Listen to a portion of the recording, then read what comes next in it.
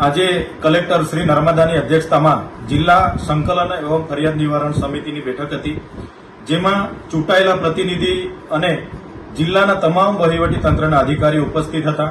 ત્યારે નર્મદા જિલ્લામાં હાલમાં જે ડામરના રોડના કામો અધૂરા છે એને સત્વરે મહિનાની અંદર તમામ કામો પૂર્ણ કરવા માટેની અમે રજૂઆત કરી છે.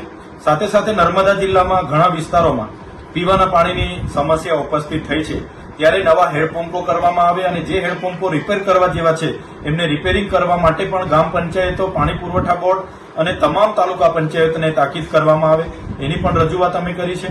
સાથે વન વિભાગમાં જે રોજમદાર તરીકે જેમને લેવામાં આવ્યા છે એમને સરકારશ્રીના ધારાધોરણ મુજબ લઘુત્તમ વેતન ધારા મુજબ એમની પગાર સ્લીપ બનાવવામાં આવે એની પણ વાત આજે થઈ છે. સાથે સાથે નર્મદા જિલ્લામાં જે પેટ્રોલ અને ડીઝલની અછત સર્જાય છે એમાં ખાસ કરીને સાગબારા, ચીખદા અને ડેડિયાપાડા તાલુકામાં આજે લાઈનો પડી છે. ત્યારે અમે સરકારશ્રીને અને એના વહીવટી તંત્રને જણાવ્યું છે કે તમે પણ કેટલો સ્ટોકની સપ્લાય આજે બાકી છે અને કેટલી કટોકટી છે એની પણ સરકાર લોકોને એનો ખુલાસો કરે, લોકોનું ધ્યાન પર એ બાબત મૂકે. એ જ પ્રકારે ખાતરની આજે અછત છે, તો આ ખાતરની અછત પણ સત્વરે એનું નિરાકરણ આવે એ બાબતે પણ મેં આજે રજૂઆત કરી છે. મનરેગાની જે રોજગારી ચાલુ થઈ છે એને વધારે ને વધારે લોકોને રોજગારી આપવામાં આવે, ફોરેસ્ટ વિભાગમાં રોજગારી આપવામાં આવે અને મનરેગામાં જે ફેસ આઈડી દ્વારા હાજરી પુરાય છે એની જગ્યાએ ફિંગરપ્રિન્ટ કાં તો કોઈ પણ માસ્ટર દ્વારા હાજરી પૂરવામાં આવે એની પણ આજે અમે રજૂઆત કરી છે. સાથે સાથે 73AA ભંગની જે ફરિયાદો મળી છે, લેન્ડ ગ્રેબિંગના ભંગની ફરિયાદો મળી છે, પેસા એક્ટના ભંગની ફરિયાદો મળી છે, એના ઉપર પણ વહીવટી તંત્ર દ્વારા સત્વરે કામ કરવામાં આવે એની અમે વાત મૂકી છે.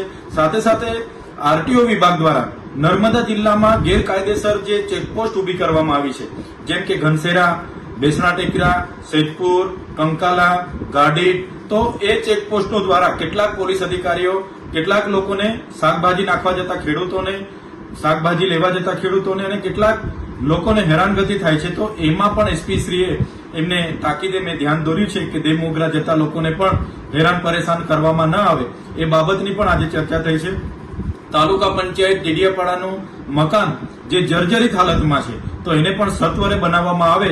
એ જ પ્રકારે આંગણવાડી હોય, શાળા હોય, જેટલી પણ નર્મદા જિલ્લાની સમસ્યાઓ છે અમે સૌએ રજૂઆત કરી છે કે તમામ સમસ્યાઓનું સત્વરે નિરાકરણ આવે અને કલેક્ટરશ્રીની અધ્યક્ષતામાં તમામ અધિકારીઓએ સકારાત્મક રીતે આ તમામ સમસ્યાઓને ટૂંક સમયમાં નિરાકરણ લાવીને તમને પણ રિપોર્ટ કરીશું એવી બાહેધરી અમને આપી છે.